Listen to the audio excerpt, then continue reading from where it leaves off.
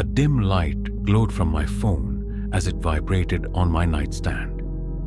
The screen showed the time, 3:15 a.m., along with an unknown caller ID. I know how this sounds.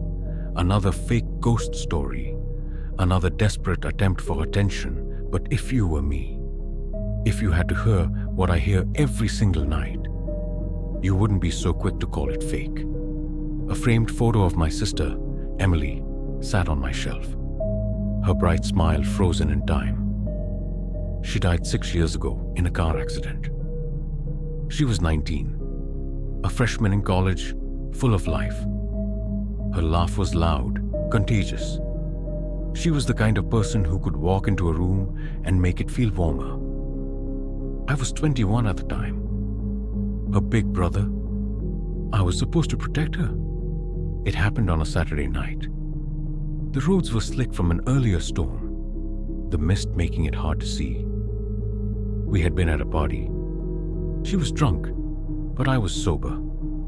I was always the responsible one, until I wasn't. My phone buzzed in my lap. I only glanced at it, just for a second, to see who had texted me. By the time I looked back up, the truck had already veered into our lane. The impact was instant. The next thing I knew, I was waking up in the wreckage. The silence was suffocating, an unnatural stillness that told me something was terribly wrong. I turned to my sister. She wasn't moving, her body twisted at an impossible angle, blood covering her face. I don't know if she died on impact, if she suffered. The paramedics told me she was gone before they arrived. When the police questioned me, I lied. I told them I didn't remember what happened, and they believed me. Because the truck driver had been drinking, the blame fell on him. Case closed. No one ever questioned it. But Emily knew. A week after the funeral, my phone rang. It was 3:15 a.m. Half asleep, I answered without thinking. "Why did you let me die?" Her voice was crystal clear. No static, no distortion, just her. I dropped the phone.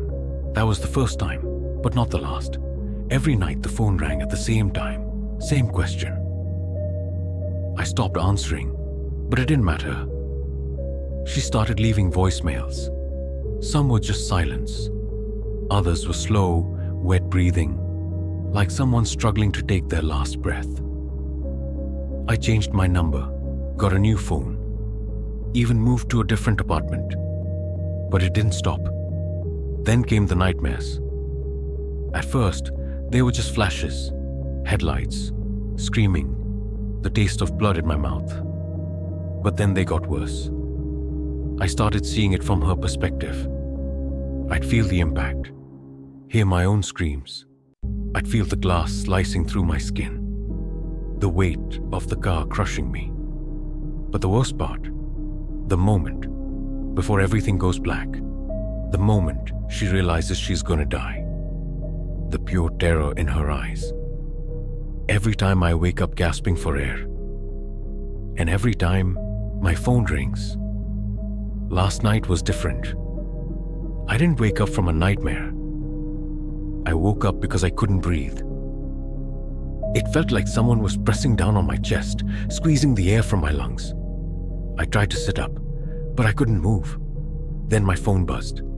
A text message. "Look outside." I didn't want to. I really didn't want to. But I did.